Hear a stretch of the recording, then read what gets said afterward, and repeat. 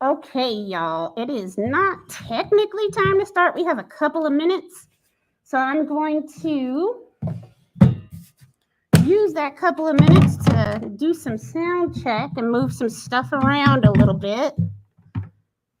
And we'll get started approximately at 4 o'clock. How are y'all doing? I hope y'all are doing well. That's unmuted. We don't want that. I want y'all to be able to hear me. All right, let me just get my wires and stuff situated. Pardon me. And let me also jump on and make sure that everybody can hear me properly over on all the platforms. Let's see. 1 second, y'all, while I get on over there and see if I'm live.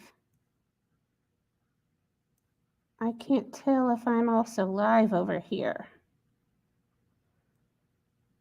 I'm supposed to be spontaneously, I'm supposed to be broadcasting in both places. So just in case I am not,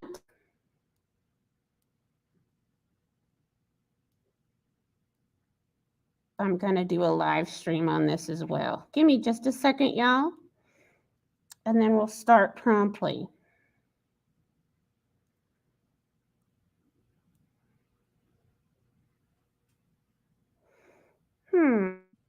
I'm not sure what's going on. All right, well, Oh, here we go. We're just going to have to do it this way. Ooh, this does not look great. Let me make sure that I am. Oh, I think I figured it out. Let me see if it'll let me do this in here. Yep. Okay. Okay.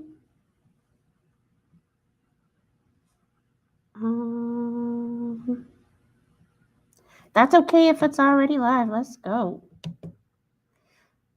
Okay, great. I think I just added myself to the live stream. So let me just double check real quick on my Facebook page to make sure that I'm over there too. And then we'll go from there. On my Facebook page to make sure that I'm over there too. Okay. And then we'll go from there. On my Facebook page to make sure that And it keeps telling me that. Great. Okay, I think I am. Okay. Awesome. Okay, everybody. I think I finally have it all situated. Thank y'all for being patient with me. Let me just switch back over so that I can get these banners going and that I can get this party started. All right, let me just get this over here. Get this and get this. Okay, so hello, everybody. Ooh, I just lifted that up in the air like I don't know that's a bad thing to do. Hello, everybody. Welcome to the live stream. Welcome, live stream viewers. Welcome, replay viewers. Today we are going to discuss Slow, Simple Living for a Frantic World by Brooke McClary. But before we get into that, I'd like to take just a minute to acknowledge a few tragedies that have happened in the few weeks. And believe it or not, it actually relates to this book. The first tragedy that I'd like to acknowledge is a mass shooting that took place in Buffalo, New York, at a grocery store, a Tops grocery store. 10 people were murdered and several more injured. And then the second one I would like to take time to acknowledge is the school shooting that just took place at Robb Elementary in Uvalde, Texas. I'm bringing all of this up because if you followed along and you read the book, it ties in because we need to take time and slow down and acknowledge when things happen. I'm personally affected by both of these because the people in Buffalo, they were targeted. They were Black, and largely they were all Black, and they reminded me a lot of my family. And then just a few short weeks later, there was another tragedy that reminded me of my Pueblo community because the victims there were largely Hispanic, and children of all things, which is harshly tragic. So I'm telling you this because if I start to cry in the middle of my live stream or while I'm talking about this, I need you to know why. I need you to understand that y'all are a part of what makes the library work. Without a community, the library serves no purpose. And human beings were just not meant to be experiencing such horrific, tragic events back after back after back, over and over and over again. And since the first tragedy looked like people in my actual family, and actually the second tragedy did too, because I have all kind of people in my family, it just reminded me a lot of the people that I have grown to know since I've been working here at PCCLD, and all of your children that come in. And it's horrible. It was horrible. And to pretend and act like that doesn't affect us, and that we're not feeling pain, and that my heart doesn't ache for everybody involved in both of those tragedies, except for the people who perpetrated. I have nothing for them, nothing but disdain. And I'm not sorry about that either. But to act like my heart is not breaking for all the people who lost somebody, all the children, all the people who are scared to go about their daily lives, I think that's a disservice to those people's memory. There's a lot more that I could say about all of this, but I'll leave you with this since I am in a library. One of my favorite authors, Theodore Geisel, said it best. And unless people like us care an awful whole lot, nothing is going to get better. It's not. And I'm sure y'all recognize that Theodore Geisel's pen name was Dr. Seuss. That was a quote from the Lorax. And it happens to also be true. So just take a moment, take some time, and slow down, as the book suggests. So let's jump right into it. Also, like I said, if I start crying, I'm going to just take a minute. I got my tissue and everything. But we'll see if we can get through this without that happening. Okay, so the book Slow Living from Brooke McCallie. I'm just going to read the back of it really quickly. So, are you constantly striving to keep up with life's busy expectations? It's easy to feel consumed with the desire to acquire the missed simple opportunities waiting for you to slow down, a walk in the forest, sharing laughter with family, a personal moment of gratitude. Join Brooke on her mission to help you to create a life filled with things that really matter to you. Slow provides practical advice and fascinating insights into messiness to mindfulness, decluttering to de-owning, and asking why to asking where to now. Slow is an invitation to live, not just to exist. So I really like this book quite a bit. It's also available in audio format on, I'm sorry, the green screen's doing interesting things. I think it's my shirt. It's also available in audio format on Hoopla as well. So there are basically about 12 themes that I picked up on when I was reading Slow. And so we're going to talk about a few of those as we go along today. Remember to share the live stream so that other people can join in and get a little bit of the fun and magic that we are trying to exude today. Hold on, let me tilt my microphone a little bit so that I don't have to keep there. All right, so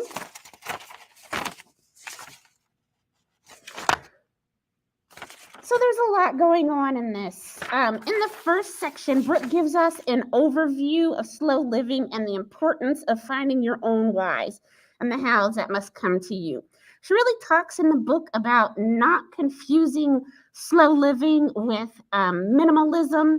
They kind of overlap, but it's a little bit different. So she emphasizes making a distinction between those. So basically, what this book is giving you instructions on about how you can choose to slow down, because we live in a very fast-paced world. Go, go, go, fast, fast, fast, click, click, click. Even me, I'm on how many devices? I've got my phone. I'm live streaming with y'all right now. I mainly am looking at the phone to make sure that everything is going okay and checking y'all's comments and whatnot. But y'all get my drift. Again, human beings are not supposed to be connected to everything, everywhere, all at once, all the time. That's for somebody in the multiverse. And I don't look like Doctor Strange or Michelle Yeoh. But anywho, so this is a way to kind of give you the blueprints to slow down and figure out what is important in your life. So that's why it is basically the blueprints, because it's going to look different for everybody. What I might need to slow down might not work for somebody else. Y'all might not even want to do what I do, and vice versa. So that's why this is kind of like a recipe book, if you will, that gives you the basic outline so that you can custom make it for your own self. All right, so where are we? So at the beginning of the book and at the end, the book's mission is to give you an introductory overview of slow living and the importance of finding your own why. The hows must come from you, and there's a lot of work to be done. So sometimes that's where people kind of get stuck in the work that has to be done, because a lot of people don't necessarily want to take the actions or do the work, but you have to, so that you can learn to slow down. So some of the quotes that I found interesting in the book that kind of help to describe it a bit are, this book is an introduction to the foundations. Hang on, this will make me feel better. There. Now I think y'all can hear me, because I know I'm speaking through two masks. And the pandemic isn't over just because you're over it. That's why I'm wearing a mask in this building. So this book is an introduction to the foundations of slow living, intention, simplicity, mindfulness, balance, connection, and enough examples of tiny imperfections to encourage you to begin the journey. Right in the beginning, she says, and Brooke doesn't read the book. I forget the name of the reader who did it, but she's Australian. She's a wonderful Australian accent. And I encourage you to actually do the audiobook. I do tandem reading for the most part. So you can read along with the print copy. Why am I holding this up like y'all don't know what the print copy is? As well as reading the audio or listening to the audiobook. Anywho, the foundation of slow remains the same: a return to high quality basics, a reevaluation of the largely unnecessary must-haves of modern life, and a focus on going small, local, and community-based. Again, everything ties together. We're all connected. That's why we have to treat each other right.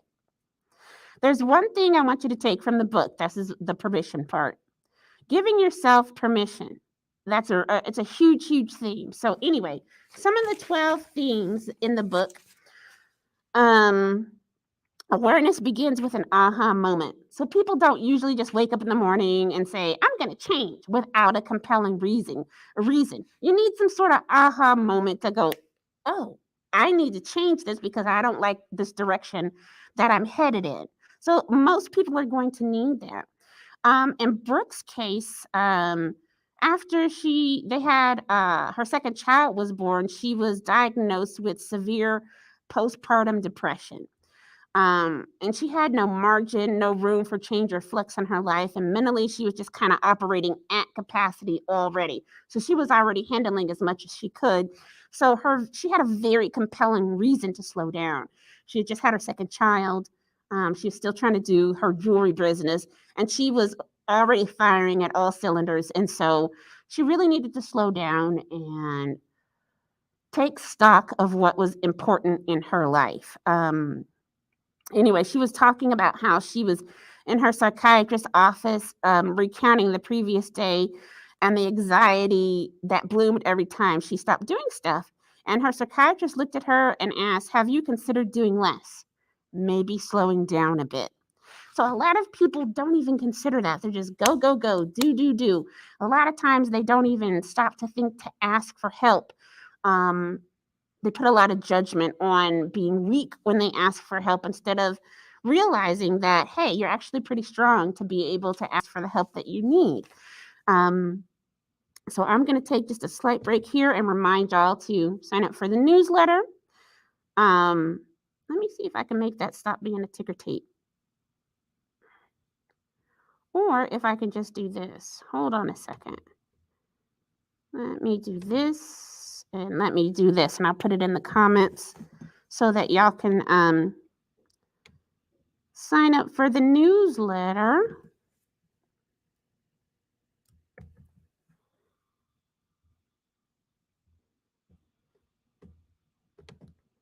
So you don't miss out on all of the extras that I give to people.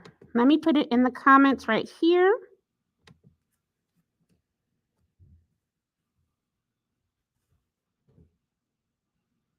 Okay, so that link is at the top of everything. It's on the LAM Facebook page, it's on the LAM YouTube, and it's on Lovely from the Library Facebook page. That top link right there is the newsletter. It's the link to sign up for the newsletter so that you guys can be informed of all the awesome stuff that's happening. And there's the reminder. Okay, great. Also, remember to like the page. That really helps with the Facebook algorithm as well.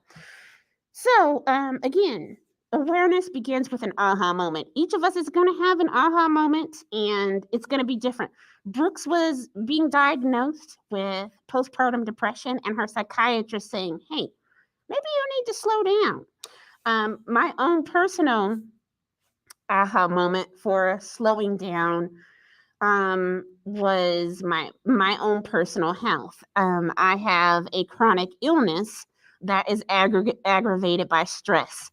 And I just remember one time I was watching TV. I was watching some political show, probably the news, and I don't watch that anymore. But I was probably watching the news and I was hollering and screaming and cussing at whatever was happening. And my wife came over and cut the TV off and was like, listen to yourself. Do you hear yourself? And I didn't hear myself. And I think them having to put a mirror up to show me how angry I was getting just by watching the news was really like, oh. So anyhow, like I said, everybody's going to have a different aha moment. Brooks was the birth of her child. Mine was my wife pointing out how mad I got every time I watched the news. So everybody's going to have something different. But whatever your aha moment is, it's going to be the thing that clicks for you to help you to slow down and to reevaluate your life and to figure out what the things are that matter to you so that you can actually focus on them. Another theme in the book was to acknowledge the Joneses and mainstream consumption society. My goodness. A lot of people do try to keep up with the Joneses. They don't always, or they're not always aware that they are in a consumer cycle of being on trend with with their clothes, making sure that they have the latest iPhone or Android or laptop or sunglasses or whatever. It's always a spinning wheel to keep up. And so a lot of people are just running the race, but they're not actually paying attention to where they're going, so to speak. So some of the things that I pulled out from the book were where she started noticing this, where Brooke started noticing this for herself, was life was abundant with all the good stuff. We'd spent so much time chasing, and I was utterly despondent. Yes, life was abundant with things. Rather than question our priorities to try to work out why we were so unhappy, we got busier. And a lot of people do that. They don't want to pause because I think sometimes if people stop, they'll have to acknowledge that something's not quite right. And it's a lot easier for some people to just keep going and running than to admit the truth to themselves, let alone everybody else, that their current life is not ideal. And that can be hard for some people, especially if from the outside it looks like you have everything. If you have a good job, if you have a good marriage, and you have wonderful, beautiful children, and you have a nice home, and you have a lot of money. Sometimes people feel guilty about not feeling happy, because they don't think that they have that right. But you do. You have the right to all of the feelings in your feeling toolbox, every last one of them. What's some more quotes here? So she talks about taking your purchasing power back from marketers and to choose a product that will prove a good investment of time and money and resources. So also, we live in a time when we can make a difference and support brands that are being proactive on issues we care about. Whatever issues are most important to you, make a choice to support those doing good in the world, and acknowledge that you have the ability to contribute to causes that are important to you simply by purchasing with intention. So, for instance, I typically don't buy new clothes. I'll buy new to me clothes or secondhand clothes. I am not a fashionista. I do not always need to be on the latest trends. But as many of you know, anybody who knows me knows that I'm cute and I have my own style. And you can develop your own style without having to go broke, breaking the bank, and buying things that you maybe only wear once or twice. You can share clothes with people too. If you guys wear the same size and you have similar tastes, then you can totally do that too. The shirt that I'm wearing right now is not mine. I borrowed it from my wife. I borrowed these pants from her too, from them too. So, so you definitely could do that.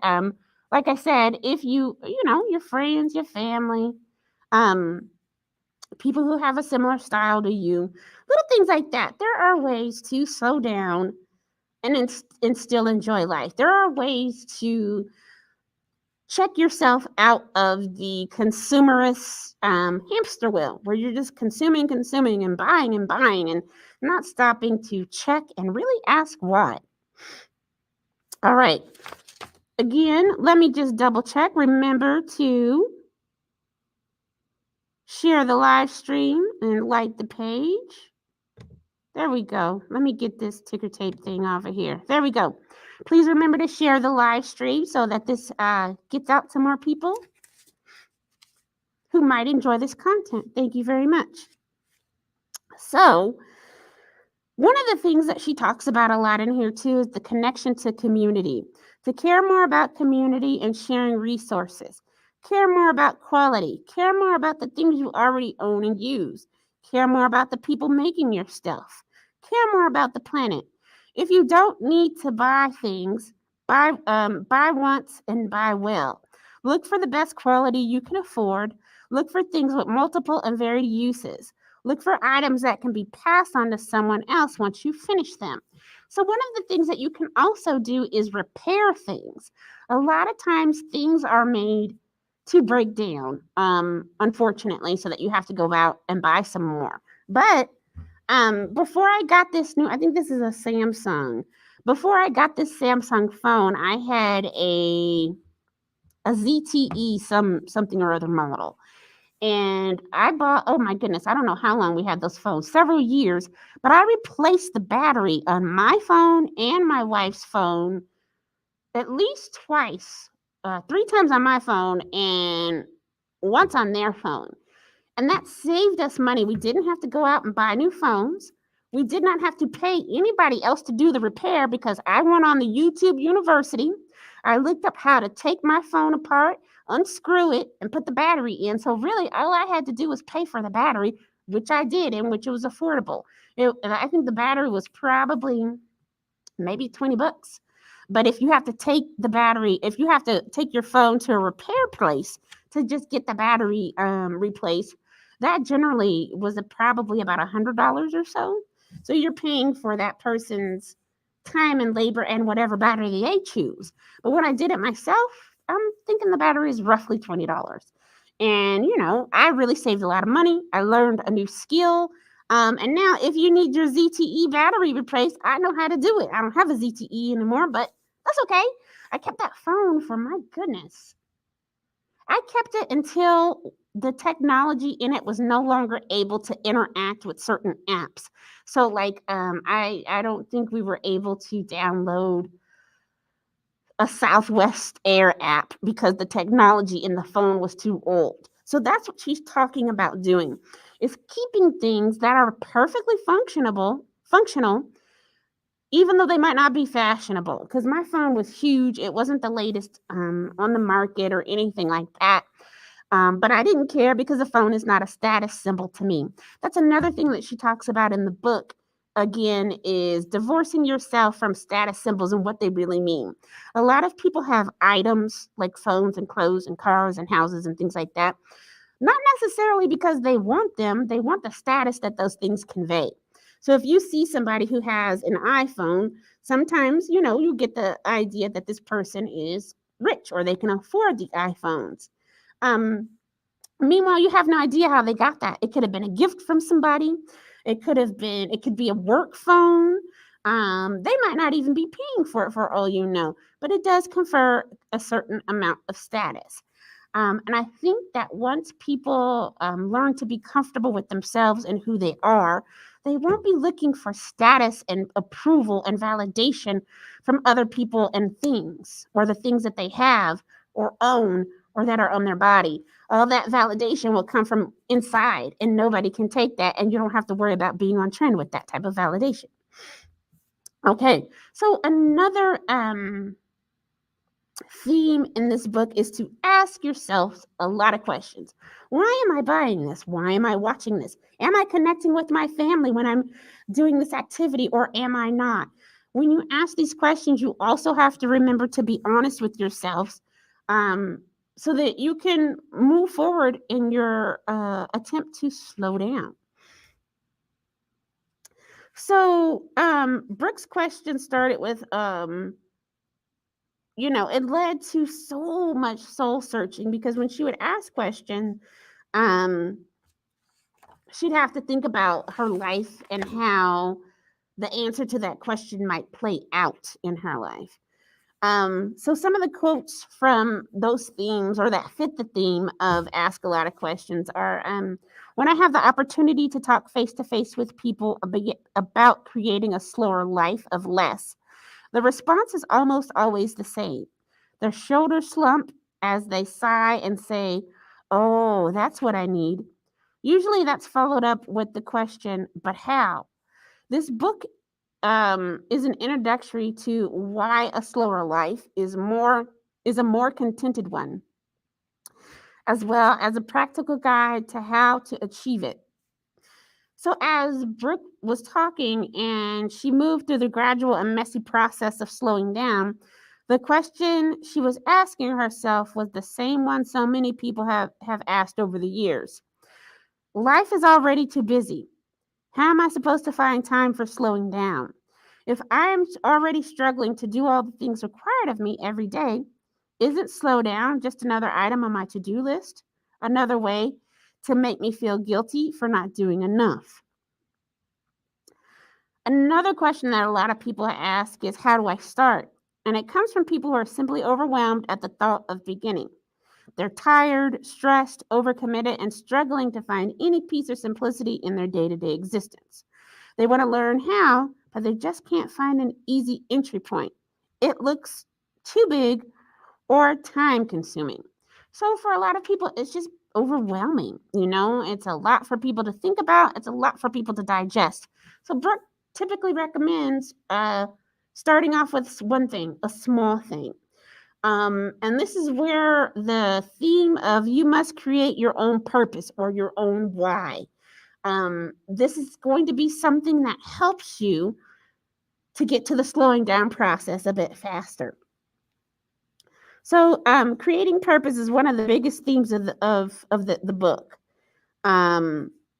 If you don't have a why, the hows won't stick. So you have to have a why, a purpose as to why you're doing this. One of the quotes was, "I didn't know what I thought, and I didn't know what I stood for. And without those two things, it proved really difficult to make changes in my life and to make them stick. I needed to find my why, but I didn't know how." So in the third chapter, Brooke details as to how to go about finding your why. So this is another reason why I like to do tandem reading, because yes, the audiobook is great, but then you get really awesome pictures like that. And then you also get really cool diagrams. So like this one, where she talks about how she imagined simplifying. This is how she imagined it, but this is what it actually looked like. And simplifying is an ongoing process. You're going to start and come up with a system, a way to do it, and then you're going to tweak that system and refine it and do it over and over until you have your system down pat. And that's okay. You're going to need to refine it several times. It's not going to be the easiest thing to do. Sometimes projects can be overwhelming. So Brooke recommends, instead of trying to declutter your whole house, or even just one room in your house, maybe start with your purse or a junk drawer or your car, or something really small that you can do and take tiny steps towards your big goal. So let me just double check here and check comments, make sure that everybody is doing okay. Yes, we are. All right.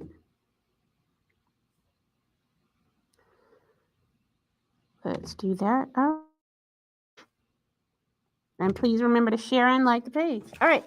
So another thing that Brooke talks about, and we're not going to go over all 12 points, but another thing that she talks about to slowing down is to declutter your physical environment.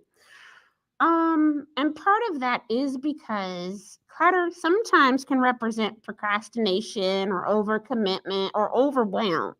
And in order to get to that slow, calm mental state, we need to have a physical state, a physical environment that represents that as well. Super, super important. It's kind of like so within, so without. So Brooke talks about how I began the process of slowing and simplifying my life by dealing first with the excess stuff in our home. Over the next 12 months, my husband Ben and I decluttered stuff with a tenacity we previously reserved for acquiring it. We let go more than 20,000 items from our home that year. And she goes, yes, I kept track. And many thousands more over the subsequent years. But only after months of decluttering could I even begin to examine other areas of my life that needed simplifying. That's when I started to consider my thoughts, my calendars, my opinions, my systems. It was a clear case of my psychological state gradually mimicking my physical environment, eventually leading my family into an entire new way of living. So that's really important too. That's why a lot of people like Marie Kondo, Juliana Morgenstern, a lot of the people who do organizing, and they do that as a profession, talk about decluttering, because it can impact your mental health. Your environment does impact your mental health. And if your environment is cluttered, chances are so are your thoughts and your brain as well. So that's one way to really help you to calm down and slow down, is if you have a comfortable environment to do that in. Pardon me. So one of the things that Brooke talks about is how minimalism is often tied to slow living. And while they're both wonderful, she says they complement each other. And she says, I personally tend to a more minimalistic aesthetic. They're not the same thing. At its core, minimalism is about stripping out excess stuff in order to make room for the things that matter. But so often it becomes twisted around the competitive idea of how much we should own. How many items can we live with? How bare the walls are? How tiny the home? How tightly edited the capsule wardrobe? All these things can be a part of slow, simple life, but I find so many people get overwhelmed at the idea of doing minimalism the right way that we essentially swap out old Joneses for the new. The new Joneses seem to have conflated the minimalist aesthetic with minimalism as a lifestyle, and they're very different things. So that's one of the things too that sometimes happens with people when they're making very big changes in their life is they fall back into old habits with new faces. And a quick note on Marie Kondo, because I think that sometimes people weren't fair to her. I would joke with my family that she wants you to throw all your stuff away. And somehow it got twisted that Marie Kondo only said that you could keep 32 books or something like that. And she never said that. She said that that's how many books she kept. What Marie Kondo said is to hold things, and if it did not spark joy, you needed to get rid of it. And so 32 books out of her whole collection sparked joy for her. But she didn't tell you or any of us that we couldn't have more than that. She just used that as an example for herself. So I really like the Marie Kondo method. Well, some of the stuff I like, some of the things I have to modify, but that's okay. Everybody has to do things that work for them, just like the book was talking about. All right. Another theme from the book was, hold on one second, let me get rid of that. Another theme from the book was transitioning into intentional, purposeful, slow living. One of the things that Brooke was talking about was not having slow living become synonymous with decluttering. But she did want slow living to be synonymous with intention. And I think that's really important too, because you can have slow living without decluttering per se. She said, if you can work through the process of decluttering with intention, then you can feel confident that a slower, simpler home awaits on the other side. So it's not just decluttering for decluttering's sake. It is decluttering with intention so that you can enter into your new slow life in a new, comfortable, clutter-free home, or as clutter-free as possible, I guess. Another quote that I liked was, slow living is a curious mix of being prepared and being prepared to let go, caring more and caring less, saying yes and saying no, being present and walking away. Doing the important things and forgetting those that aren't. So it's kind of like a yin yang, yeah, it's kind of like a yin yang kind of energy. Slow living is grounded and free, heavy and light, organized and flexible, complex and simple.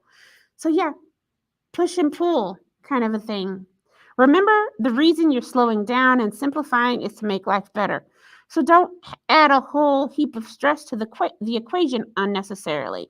So a lot of times people do go overboard in one way. When the pendulum swings, instead of it being in the middle, it'll swing way over here or way over here. You've just exchanged one extreme for the other. So I like that in this book that she was trying to caution us against doing that, because that's what a lot of people end up doing. And that's how sometimes your weird friend used to have a house full of furniture, but then they went minimalism and now you got to sit on the floor when you go over there. So anyway, another theme in the book was to pay attention and practice mindfulness moments. I really think that's important because a lot of times people kind of think mindfulness is a thing versus a type of lifestyle or a way of living. One of the quotes that I really enjoyed was, I'd uncovered one of life's secrets, and I witnessed a miracle, all because I paid attention. And that was when she was watching her flowers bloom overnight. She talks about her garden and how every day she would go out when she was hanging the clothes or hanging or playing with her children, and she would slowly watch her plants grow and bloom. And this one particular blossom, I think it's an Australian native blossom, and I never heard of it before. I should have wrote it down, but I don't remember the name of the plant. But she said after weeks and weeks of observation, she started noticing how the flowers that she had been neglecting still had a bit of life in them, and they were coming back to life. And there was a little bud here, and she watched that bud grow and grow and grow over time until it bloomed into a flower. So that's what she's talking about. She's talking about paying attention when you're with your family, paying attention to the sensations, the actions, the smells, the taste, all that kind of stuff. All right. So let's see here. One of the big things I think we need to work, that a lot of us need to work on, is digital minimalism. Say that 8 times fast. And how you need to disconnect to reconnect. I think that a lot of people can be overwhelmed with all the ways that we are connected to technology. Again,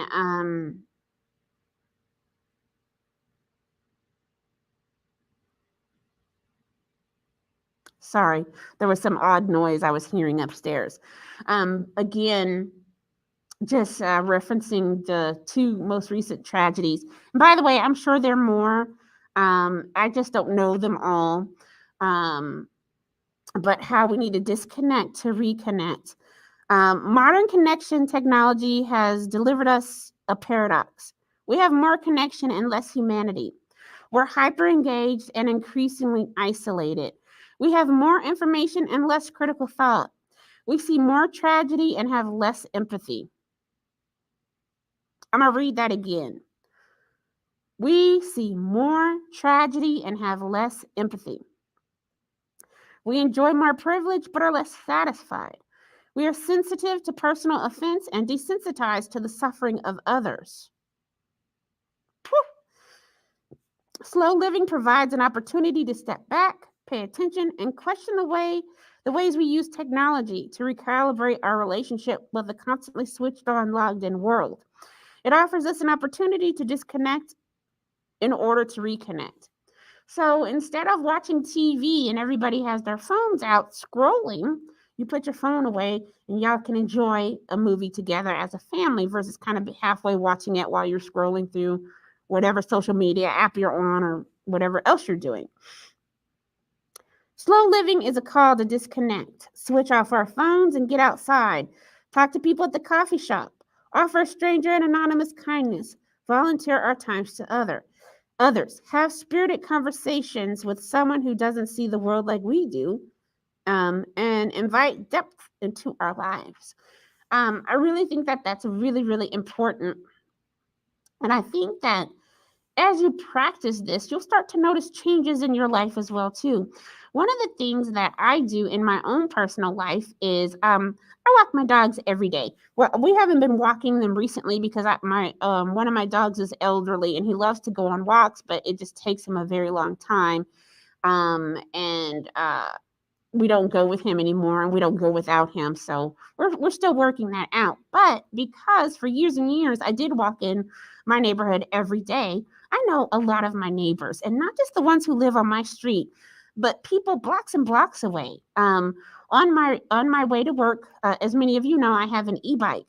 And when I'm going to work, the neighbors who usually are up walking their dogs with me, they'll wave at me because they know who I am. Some of my neighbors' children, they always, when I'm riding by, they're like, "Hi, Miss Lovely." There are people who know me simply because they see me going by every day on my way to work. And they'll come into the library and they'll chat with me and they're like, "Hi, I'm the one who has the roses in the garden that you always wave at." Or they'll have to remind me and go, "Hi, I'm the one who has the Persian cat, Meow Meow. I'm Meow Meow's mom." Or "I'm the one who owns the black and white Dalmatian you always say hi to."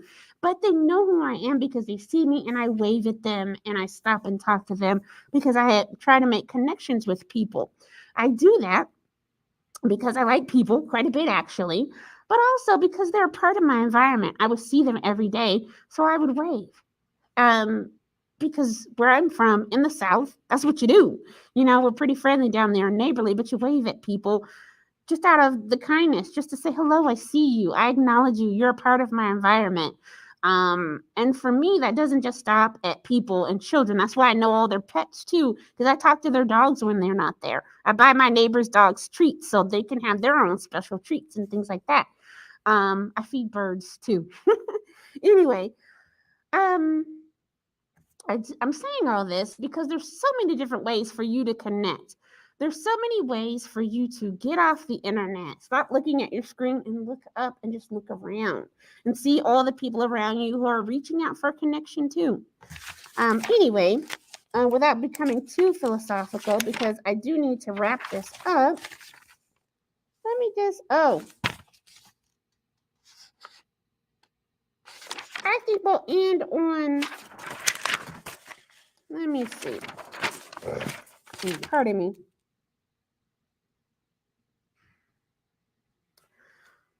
We'll end on this. One of the other themes was finding time and balance require making choices. I began to take responsibility for my time and how it was spent. Once I realized I had a choice, it was simpler, though not always easier, to spend it more wisely. Balance is finding the correct weight for every area of life and understanding that the correctness of that weight will change over time. Balance is fluid and balance is flexible. Balance is alive and aware. Balance is intention. So do everything with intention, basically. There's a lot more in the book that talks about how you can begin this journey. In the back, there are websites and podcasts and things that you can, now that you've kind of got your toes, dipped your toes in the water and got them a little wet. If you're wanting further information, further insight to the slow living, which also includes like the food that you're eating as well, where you're buying your clothes, how you interact with your friends and neighbors, I would highly recommend two things: getting the book and looking at the resource in the back, but the other one is signing up for my newsletter so that you can get extra things, extra resources that I give out every week, or not every week, every month when we are discussing the book. And speaking of which, let's move on over to the book for next month. So June's book is going to be not The Snowman.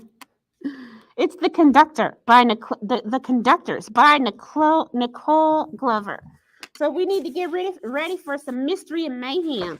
Let me take my my bookmark out. One of y'all gave this to me. Thank you. Thank you so much. You know who you are. Thank you for my beautiful bookmark. I use it all the time. Remember, you gave it to me at Christmas? It's not Christmas now, but I'm still using it. It's not winter holiday time. Anywho, all right. So The Conductors by Nicole Glover. This is also available as an audio book. I can't for the life of me remember the platform that it's on, but that's why you need to sign up for the newsletter. We're having technical difficulties at work and I can't sign in at the moment so that I can look and remember, because I don't remember what platform it's on. But anyway, we have plenty of copies of this too. Hetty Rhodes and her husband Benji were the conductors on the Underground Railroad, ferrying dozens of enslaved people to freedom with daring, cunning, and magic that draws its power from the constellation. With war over, those skills find a new purpose as Hetty and Benji solve mysteries and murders that white authorities would otherwise ignore. In the heart of Philadelphia's 7th Ward, everyone knows that when there's a strange death or magical curses are causing trouble, Hetty and Benji are the only ones who can solve the case. But when an old friend is murdered, their investigation stirs up a wasp nest of intrigue, lies, and long-buried secrets, and a mystery unlike anything they've handled before. With a clever, cold-blooded killer on the prowl, Hetty and Benji, testing their magic and placing their lives at risk, will discover how little they really know about their neighbors and themselves. Anyway, this was Nicole Glover's debut novel. Let me read you a little bit about her and then we'll wrap this up. Nicole works as a UX researcher in Virginia. She believes that libraries are magical places and that problems seem smaller with a cup of tea in hand. Her life outside of books includes bicycles, video games, and baking the perfect banana bread. The Conductors is her debut novel, and she can be found at nicole-glover.com. So we're going to be reading this next. It is a fantasy fiction book. I'm super, super excited to read this book. I'm super, super excited to hear what y'all think about it. And there's already a part 2. It's already out, and we already have it at the library because I asked them to bring it in. All right. Thank y'all so much for coming today. I would apologize for my low energy, but like I said at the beginning of the live stream, there's a lot of tragedy that has been happening And my low energy is a reflection of that.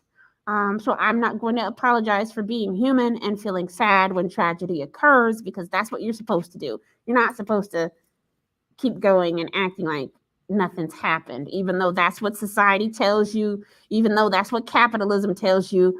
They're both wrong. They're both wrong. So please take time to connect with your friends and neighbors. Please take time to go out and just walk around and look at nature without headphones on. I'm guilty of that. Y'all see me walking around the neighborhood singing real loud. But just go outside and take a good deep breath of fresh air. Connect with your neighbor. Wave at the people. Say hi to a squirrel or something. Get grounded. And then come back to your library and come say hi to me, and I'll recommend some great books and tell you about the next one that we'll be reading. Thank y'all so much. Again, live stream viewers, for joining. Thank you, replay watchers. I appreciate you as well.